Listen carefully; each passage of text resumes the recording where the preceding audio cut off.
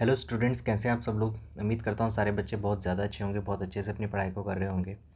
Students, हम लेकर चल रहे हैं ज्यूरिस्प्रूडेंस का सब्जेक्ट, जिसमें आज के इस सेशन में हम कवर करेंगे लेक्चर नंबर 18 को, जिसमें हम पढ़ेंगे ओनरशिप का कॉन्सेप्ट। ठीक है स्टूडेंट्स। सो क्या होता है ओनरशिप, आज के इस सेशन में हम कवर करेंगे। हम पढ़ रहे हैं students lecture number 18।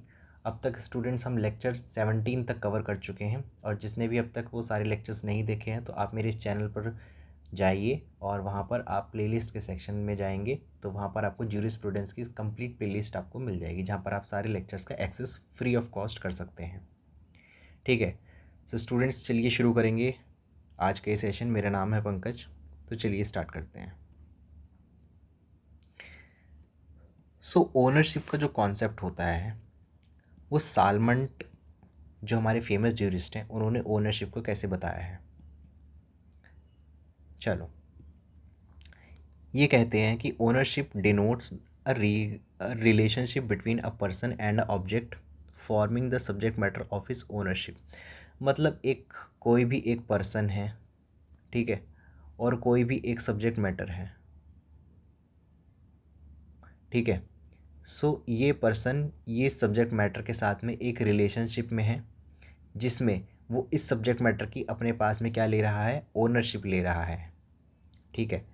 It consist in a complex of rights of all which rights in rem being good against the entire world and not merely against the specific person. ये वाली जो राइट्स होती हैं, ओनरशिप जो rights होती हैं, वो right in rem होती हैं, राइट इन पर्सोनम नहीं होती। ये राइट आपकी अवेलेबल होती है against the entire world but not the specific persons. ठीक है।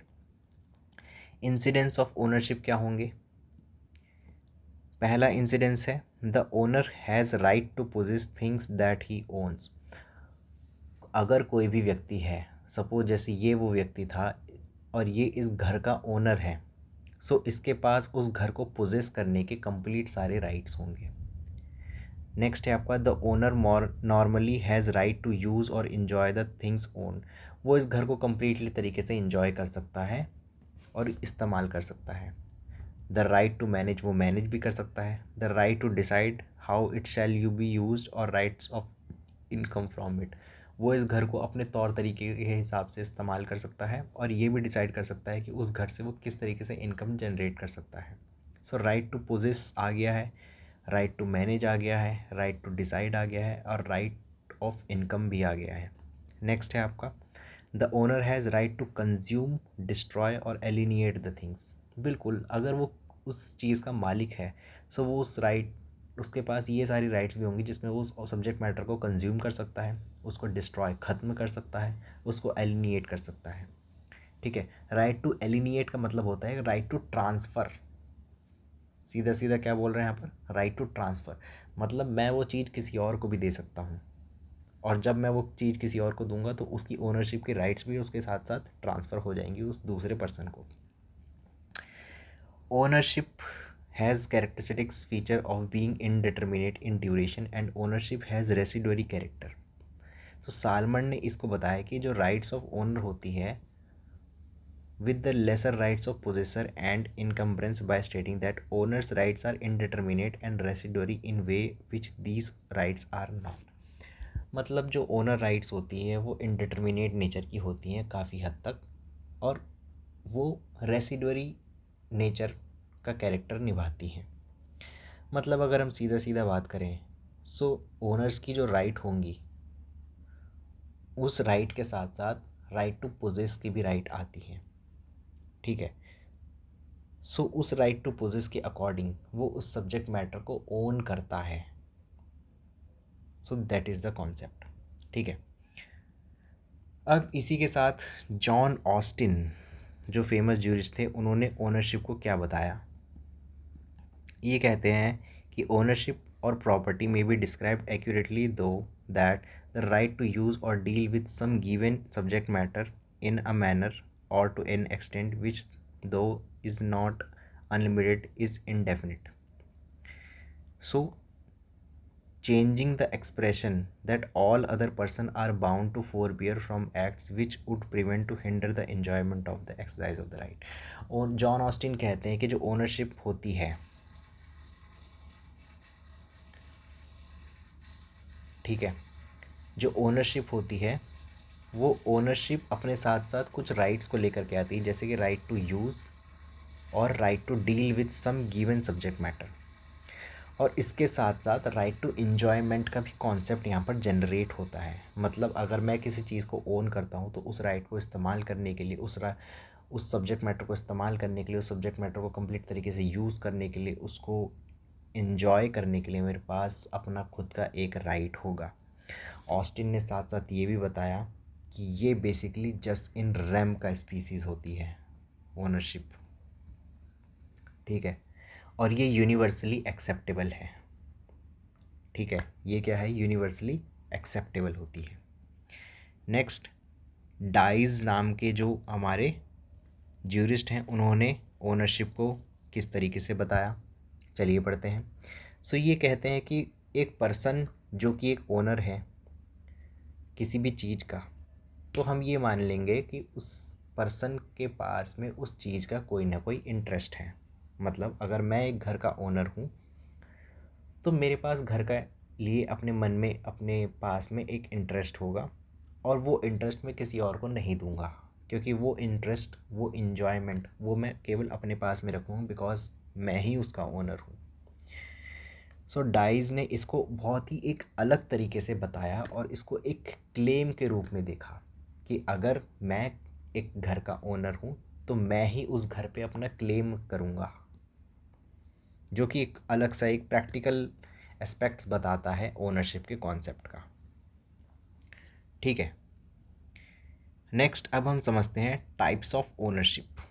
सो ओनरशिप्स के भी बहुत सारे टाइप होते हैं। पहला टाइप है बच्चों आपका कॉर्पोरल एंड इनकॉर्पोरल ओनरशिप। तो कॉर्पोरल ओनरशिप का मतलब होता है जो कि आपकी फ़िज़िकल ऑब्जेक्ट पे होती है। एक ऐसा फ़िज़िकल ऑब्जेक्ट जिसके ऊपर आप ओनरशिप ले रहे हैं वो आपका कॉर्पोरल हो जाएगा, और इनकॉर्पोरल आपका कोई भी राइट हो सकती है, कोई भी इंटरेस्ट हो सकता है। कॉर्पोरल चीज़ों को आप टच कर सकते हैं, उनको सेंस कर सकते हैं, लेकिन इनकॉर्पोरल आपके टेंजिबल और सेंस नहीं हो सकती हैं। नेक्स्ट है आपका सोल एंड को ओनरशिप। सोल एंड को ओनरशिप, तो सोल ओनरशिप मतलब होती है कि मैं ही, केवल मैं ही उसका मालिक हूँगा, लेकिन को ओनरशिप में यहाँ पर एक या एक से ज़्यादा पर्सन यहाँ पर इन्वॉल्व होंगे एंड वो ओनरशिप राइट्स रखेंगे अपने पास में। नेक्स्ट है आपका trust and beneficial ownership.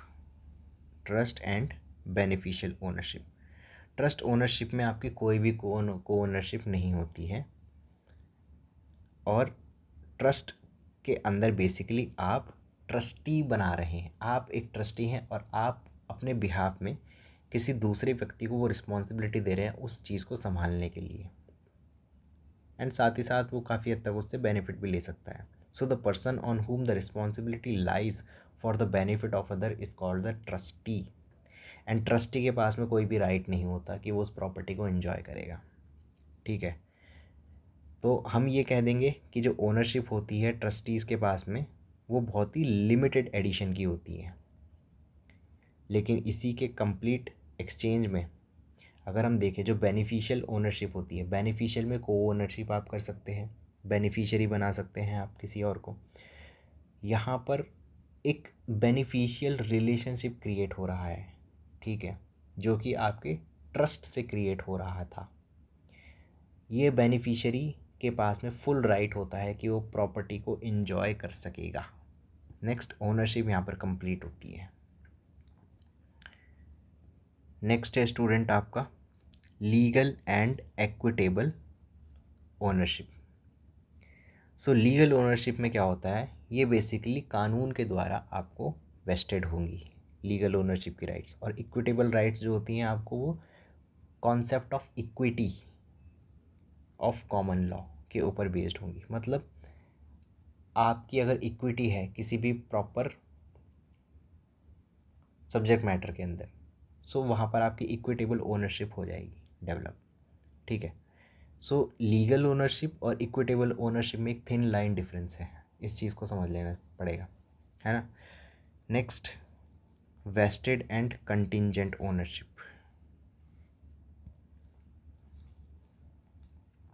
So vested ownership वो होती हैं जो आपको टाइटल के साथ दी जाती हैं। कंटिंजेंट वो होती हैं जो किसी न किसी इवेंट के हैपनिंग और नॉन हैपनिंग पे डिपेंड होती हैं। वेस्टेड ओनरशिप जो होंगी वो एब्सोल्यूट नेचर की होती हैं, और कंटिंजेंट ओनरशिप जो होती हैं वो आपके वेस्टेड बन जाती हैं अगर वो इवेंट कम्प्लीटली हो जाता है, वो कंडीशंस आपकी फुलफ़िल हो जाती हैं तो। ठीक है। नेक्स्ट है स्टूडेंट आपका absolute and limited ownership. So absolute ownership क्या होती है? एब्सोल्यूट ओनरशिप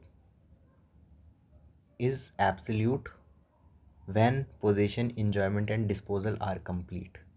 मतलब जब आपका पोजीशन हो जाएगा उस प्रॉपर्टी के ऊपर, आप इंजॉय कर सकेंगे उस प्रॉपर्टी को और आप उस प्रॉपर्टी को डिस्पोज ऑफ कर सकेंगे। सो हम ये मान लेंगे कि वो आपके पास उस प्रॉपर्टी का एब्सोल्यूट राइट है without any restrictions of the law, है ना। लिमिटेड ओनरशिप में क्या होगा कि आप लिमिटेड एरिया को एक्सेस कर सकते हैं, आप लिमिटेड उसको यूज़ कर सकते हैं, आप लिमिटेड उसको डिस्पोज ऑफ कर सकते हैं, लिमिटेड ड्यूरेशन के लिए आप उसको यूज़ कर सकते हैं। ठीक है।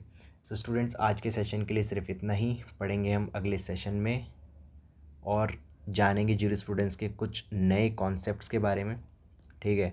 ऐसे ही इम्पॉर्टेंट और ऐसे ही इंटरेस्टिंग लेक्चर्स के लिए मेरे चैनल को आप फॉलो कर सकते हैं और रेगुलरली विज़िट कर सकते हैं। मैं रेगुलरली वहाँ पर वीडियोस डालता हूँ।